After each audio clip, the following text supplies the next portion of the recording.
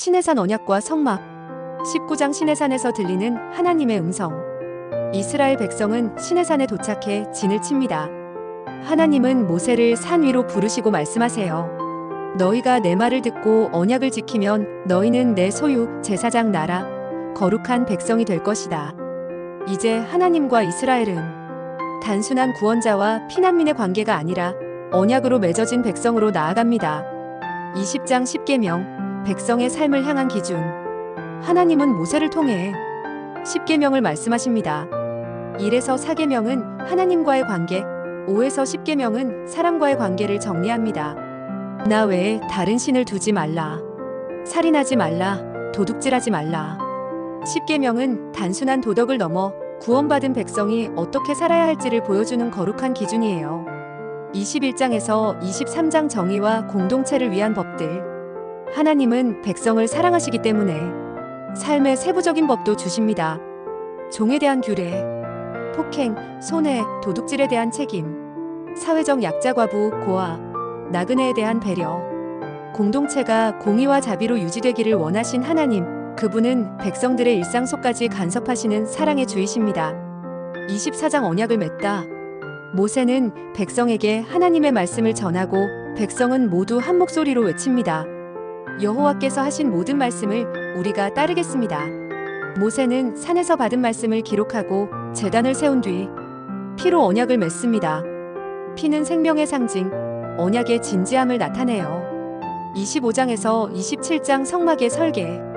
이제 하나님은 말씀하십니다. 내가 그들 가운데 거하리라.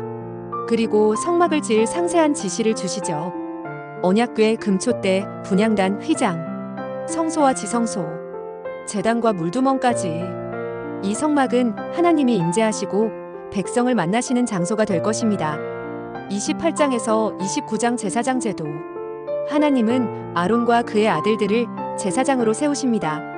거룩한 옷, 기름 부음, 위임식 절차. 제사장은 백성과 하나님 사이를 잇는 존재예요. 하나님의 거룩하심 앞에 나아갈 수 있도록 돕는 역할을 맡게 됩니다. 30장에서 31장 분향단, 기름, 안식일. 분향단과 향유, 성별된 기름까지. 성막을 위한 준비는 하나하나 정결하고 거룩하게 진행됩니다.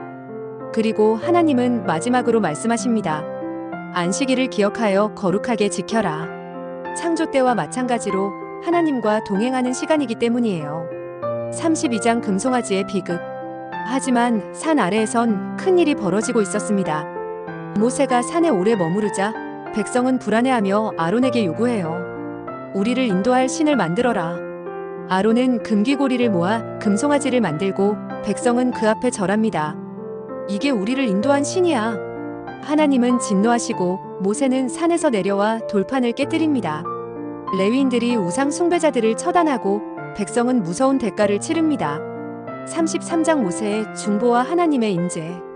하나님은 말씀하세요. 내가 너희와 함께 가지 않겠다.